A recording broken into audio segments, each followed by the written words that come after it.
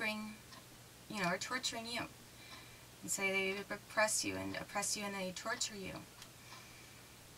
at your own house, and then they bring your child to you every day or a couple times a week with different forms of torture showing up on your child, and then they smirk and they laugh in your face and say, you can't do anything about this. And they laugh at you, and they just laugh and laugh. And you go to the police and you go to the FBI and they mock you. And they laugh and say, have you had your psych eval yet? And then they have their friends driving around you laughing at you. Where's your child? Yeah, where's your kid? What can you do? And then you have your own public defender working for the state, working for the government. And they're blocking you from putting any information into the record that you need even to appeal. So then imagine that also your travel is obstructed. You can't go anywhere that you would want to go because you're being prevented from leaving. You're being held hostage in your own country. So when these things are being done to your child and you see what's being done, and then they try to cut you off from all contact as well, and you're being violently tortured and then drugged on top of it.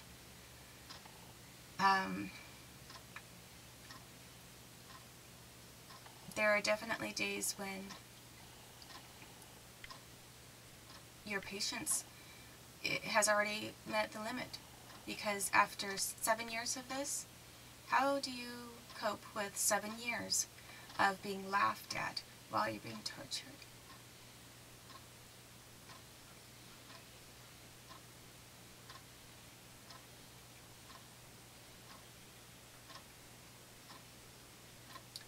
And while your child's being tortured in the great surroundings of this free country.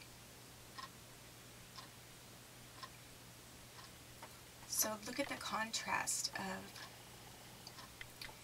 a concentration camp where there are defined fences, and it's defined as a concentration camp, and they torture you, make you suffer. And then look at that stark reality of being in a country that appears to be so free and beautiful, and everything is being concealed. They're not putting up the barbed wire fence all around you. They're just assaulting you with military and aerospace defense technology every single day. And then laughing in your face over it.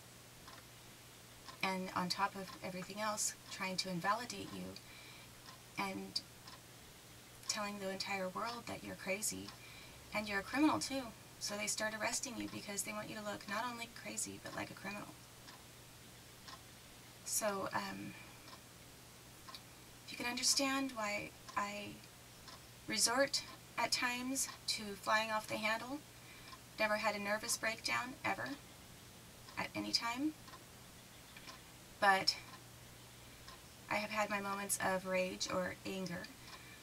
Never wanted to harm anybody, myself. But I believe that I have absolute authority under the law to feel that the individuals responsible for torturing me and my son should be killed. And that's a right that I have to self-defense. This country has taken away every single right that we have.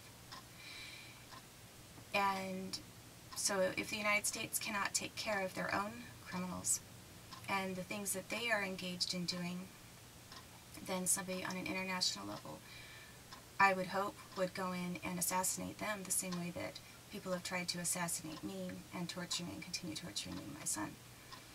So, it has nothing to do with being a violent person or being part of you know, it has to do with justice. You don't continue to allow people to do this kind of thing against their own citizens. So this verse that I mentioned, that I looked at, is, it says, Ecclesiastes 8:11, when the sentence for a crime is not quickly carried out, the hearts of the people are filled with schemes to do wrong. Although a wicked man commits 100 crimes and still lives a long time, I know that it will go better with God-fearing men who are reverent before God. Yet because the wicked do not fear God, it will not go well with them, and their days will not lengthen like a shadow. There is something else meaningless that occurs on earth. Righteous men who get what the wicked deserve, and wicked men who get what the righteous deserve. And basically,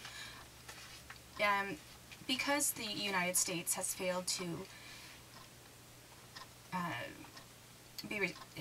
accept responsibility for their own internal crimes and criminals and things that they've done to me, because they have not carried out prosecution for crimes that have occurred, because they've focused their attention on other things and other distractions rather than attending to the state of the justice system in the United States and the kind of crimes that are occurring here, because they've done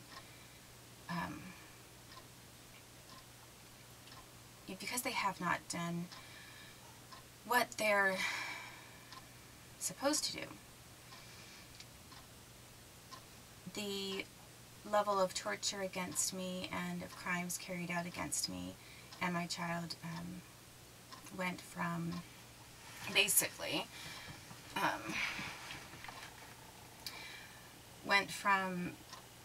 vandalisms, went from point A to point Z very fast. We went all the way up the scale of how bad it can be. And there's no, everything that has ever happened could have been prevented. Once they implanted me in 1995, it was going to be sort of difficult, if anyone ever regretted doing that, to go back and take those things out, or to admit to what they'd done. However, that's what they should have done, and instead they spent billions of dollars covering up government corporate crime and allowing mafias and even United Kingdom mafias to assault and torture their own citizens. So,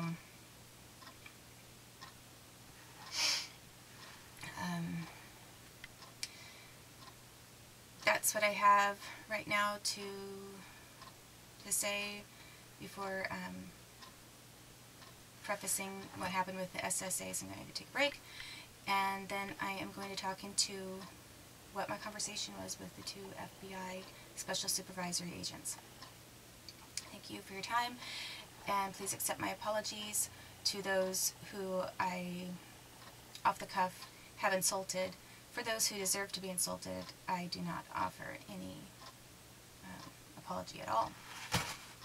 So, I hope you are held accountable for what you've done. All of you